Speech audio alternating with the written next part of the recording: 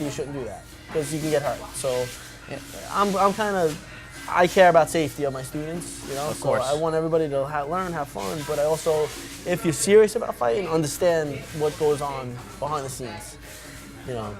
Definitely.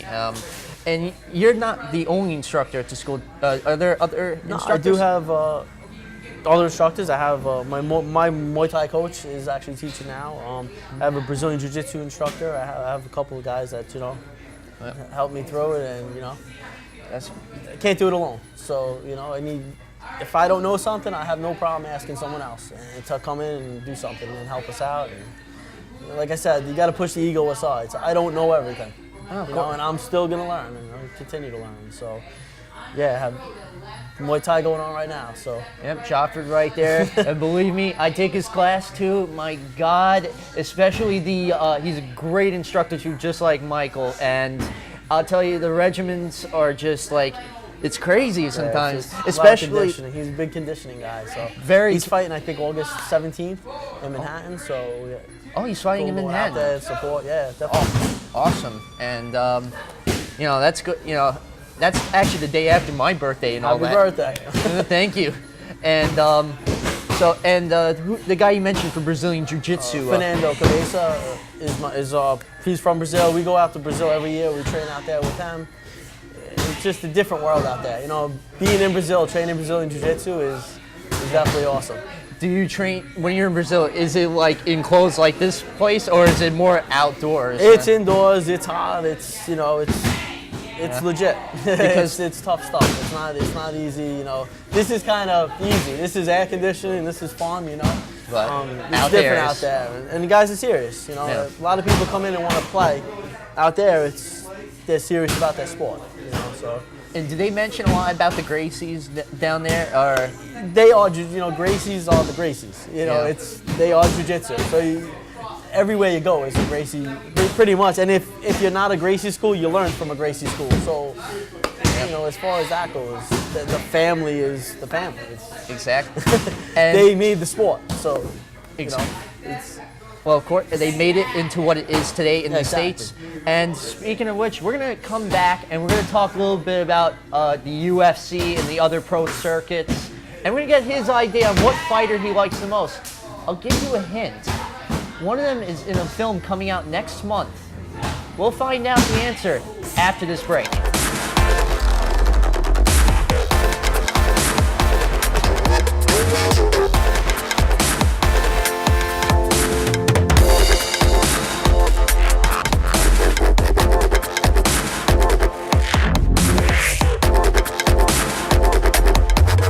Welcome back to Eric's View. Before we went to break, you know, I told you about a favorite fighter that he had, and we'll get to that in a bit. But first, we're going to discuss more of the professional side of MMA. The Ultimate Fighting Championship, as I mentioned earlier in the intro, was introduced by the Gracie family into the U.S. in 1993 with the very first UFC event. And from UFC 1 up until right now, it's up to its 150th pay-per-view. You know, its popularity, though, it became more popular in the 2000s, and even during that time, other organizations started to sprout up, like Pride, which is no longer in existence, Elite XC, thanks in part to Kimbo Slice, and also you have Strikeforce, which is actually a subsidiary of UFC, and Zuffa LLC, which owns UFC right now, and Bellator. And I want to ask you, Michael, what do you think about all the different pro circuits that are out there today? I think they should come up with just one organization, and this way kind of mix all the fighters in. And I mean, mixed martial arts is mixed martial arts. So let's just get everybody together in one kind of organization, and let's just. You know, there's not 25 different football leagues or 25 different baseball leagues. You know, there's different teams, but there's, you know, so. You know, K1 has rules, Pride has rules. Everybody has their own set of rules. Let's just make one organization and let's get everybody together and. Of course. Do it, you know? Yeah, because you can see with some of the organizations that are out there, you know, that have come and gone, but UFC, you know, like the WWE still stands. You know how the WWE had competition from WCW and ECW, and then eventually those two went out of business, and WWE became the primary, well, due in part to McMahon buying those companies. And the same thing, UFC bought out WEC, which was huge, and Pride it bought out, and Strikeforce. Yep. And now it's just Bellator is maybe the only major competitor left. And do you ever watch like the pay-per-views of the events with the? I do, but I'm more or less hands-on. I like to do it, so I sitting around watching it. Yeah, it's great, but I'm more of a be here, train, work out, and fight myself than worrying about every fighter, every statistic, every kind of. In the beginning it was like that. Now there's just a million fighters, a million things going on. I like to watch it when I watch it, but between work, training, and everything else, it's kind of hard to catch fights all the time. So Definitely. One of my favorite fighters would probably be Randy Couture. Because he was around in the beginning when I started really getting into the sport, and he's just like a gentleman. He was an older guy, kind of like and laid back, and whenever he was in the underdog, he just kind of pulled through. So I kind of like that, and just always humble. I met him personally a couple of times. He's just a nice guy. He's just a regular. Seems like a cool guy, I saw a photo of you and him on your Facebook page, in fact, from years ago. A couple years back. We had a signing or whatever, and it was cool. I said, put me in a rear naked choke. He sat there, put me in a choke. He's just a regular cool guy, But I like those type of guys. Even when I was boxing, I always liked the humble Evander Holyfields, Oscar De La Hoya. The kind of guys who are just kind of laid back. They know their stuff. Yeah. And just. They don't need to be loud and flashy. I'm not into that. So. Like Chael Sonnen, for instance. You want to talk about a guy who, he's another fighter who recently lost his, not just his first, but his second match to Anderson Silva at UFC 148, which, by the way, was the largest ticket gate sales in UFC history, surpassing UFC 65 at about $7.5 million worth of ticket sales. But Chael Sonnen was a loudmouth. He is a loudmouth, being the key word is. He's a good fighter, don't get me wrong, but sometimes when he opens his mouth, that does rub me the wrong way. Like you said, I don't like fighters when they keep... Oh, you can be a great fighter and talk all the stuff you want to talk, but I don't like that sometimes, me personally. I just don't like it. Yeah. Because I just want to see you use those actions in the ring. Actions are louder than words. Well, that's what Anderson Silva is to me. I like Anderson Silva. I like Junior Dos Santos. He's another good fighter. Uriah Faber. I like, especially watching the last Ultimate Fighter season. I really grown to like that guy. He's pretty cool. And even some of the old fighters, like Randy Couture you mentioned, who is one of only two fighters in the history of UFC to win 2 titles in 2 different weight classes, in the light heavyweight and the heavyweight division. And he's going to be starring in next month's second Expendables film, so definitely watch out for that. And another guy, Chuck Liddell. Chuck Liddell. I like the mohawk, and when he comes in the ring, and he, once he strikes, man, it's like, He's got that overhand right. That's it. Yeah. He comes in, boom. And I definitely like. I also like some of the ground and pound fighters. Like I was watching this past season, The Ultimate Fighter, Michael Chiesa. The guy who had the full beard, and the hair and all that. And man, could he ground and pound? I like that too. I mean, once you're on the ground and you're not doing anything, you're gonna get pounded. So that's the way jiu-jitsu comes in. Learn how to stop that, learn how to get out of that. And I like the fact that the sport is growing more and more every single day. People are aware of it. People are out there, especially with your school. Being here and teach and doing what you do is even though it's saying the same thing over again, but it is amazing what you do. Thank you. And we're gonna go into a break right now. When we come back, we're gonna talk about a huge issue that is plaguing the state of New York when it comes to pro MMA here on Eric's View. All right, folks, I am here with expert Muay Thai instructor Jaffred Penazai and professional fighter. He's got a fight that we mentioned coming up on August 17th at the Broad Street Ballroom. Broad Street Ballroom, yes. Broad Street Ballroom. So if you're out there, definitely get tickets to see this guy.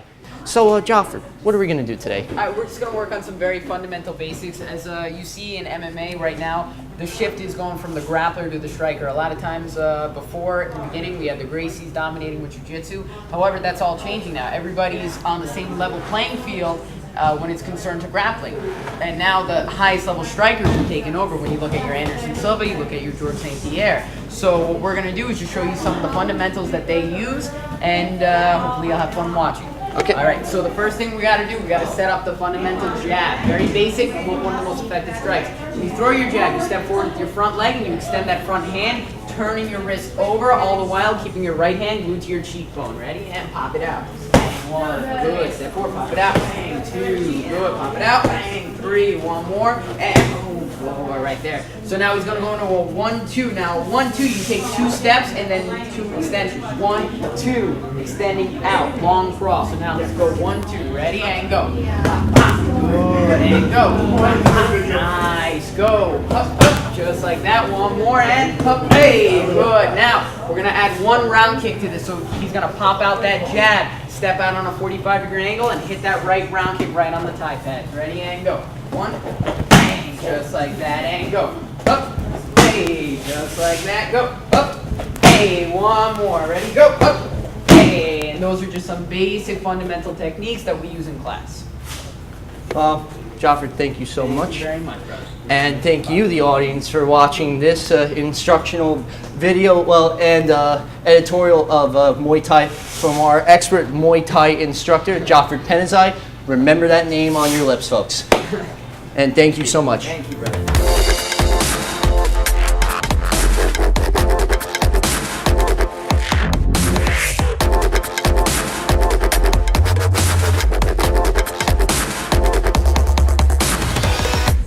Welcome back to the show.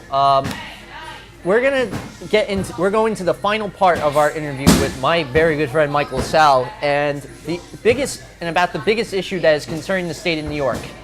As you know, in the early days of UFC, it had a bit of problems with some of its audience, especially one particular Senator John McCain, who, and I quote, called the sport human cockfighting, because when he saw the sport in its early heyday, he saw that people got headbutted, cuts were exposed, a lot of things that people would say, oh my God, I don't know if I want to see this, or it's dangerous, it's not safe. And then after he saw that, he wrote a letter to all 50 states to tell them to ban this sport. 36 actually did. And so for UFC, it was pretty tough. Especially in the first 12 UFCs, a lot of things that were done in that era was probably considered legal, right? Yeah, what they did in those. Back then, in the beginning, it would be illegal now, Oh yeah. Choking and headbutting and all that stuff. Yeah.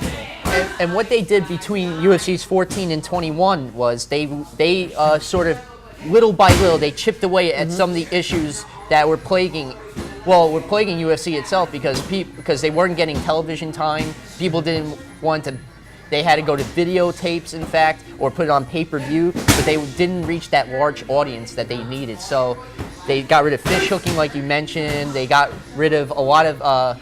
You weren't allowed to wear, boxers. You had to wear like shorts. You also couldn't punch people in the back of the head or headbutt or a lot of the things. I mean, some of the safety issues that could really hurt somebody back then they were overlooked. They had no rules back then. That was kind of the deal, which would be like a real street fight. Real street fight. And I think that was the idea in the beginning, was just let's have people get together and see who wins. Exactly. And now it is a sport, and now there are rules, and there are, a lot of things that make it a great sport. A lot of people just don't, I guess, between politics, I guess, and between people just don't like combat sports. Some people don't like to watch boxing. Some people don't like to watch UFC because it's too bloody. So you're always going to have that, but I feel that in the next couple of years, hopefully it will get legalized. Well, the legalization issues, like later on, like fast forwarding from the 14th UFC to like the early 2000s, the state of New Jersey and the state of California, even a year later, developed these rules, and they combined them back in 2009 by the Association of Boxing Commissions.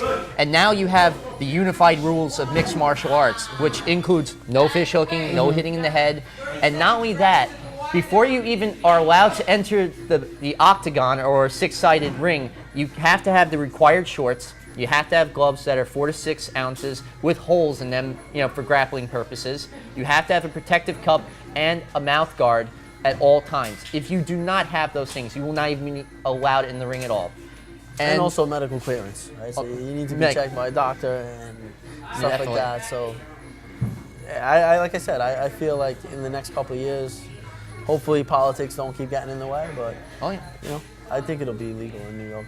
I think it will too, because only now 46 out of 50 states legalize it. And earlier this year, Vermont and Wyoming even legalized it themselves. And now, New York, like you were, you're talking about, still is one of the 4 states, the biggest state to not legalize it. Why do you think, I feel it's politics. It's definitely something to do. I don't know, but who knows? But I think it's politics. I think has to do with that. There are some theories out there. Ones I will not go into for, legal purposes. But there are some people out there that could potentially lose money from other sports if it's on. There could be potentially union issues, safety issues in their mind. Even though there have been concessions with the unified rules that make it now very safe. And but I think the money in the sport could really help the state. Do you think the economics? Without a doubt. I mean, the millions that it would bring in revenue alone are just would be phenomenal. But every other sport, boxing is legal, right? Kickboxing is legal. Brazilian Jiu-Jitsu is legal. Well, that's UFC. That's MMA. That's right there. So, like I said, I think it's more a political issue than a safety issue.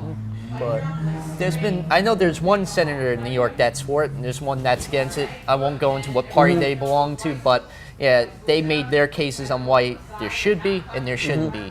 I think too, like you, that MMA will be legalized. In fact, I wouldn't be surprised in the next few years that it is, and the first one should be at Madison Square Garden. I believe so. Yeah, definitely. I think that would be a great. Just the Garden is the Garden. Yeah, it's what it is. It's home of greatest boxing matches and down goes Frazier.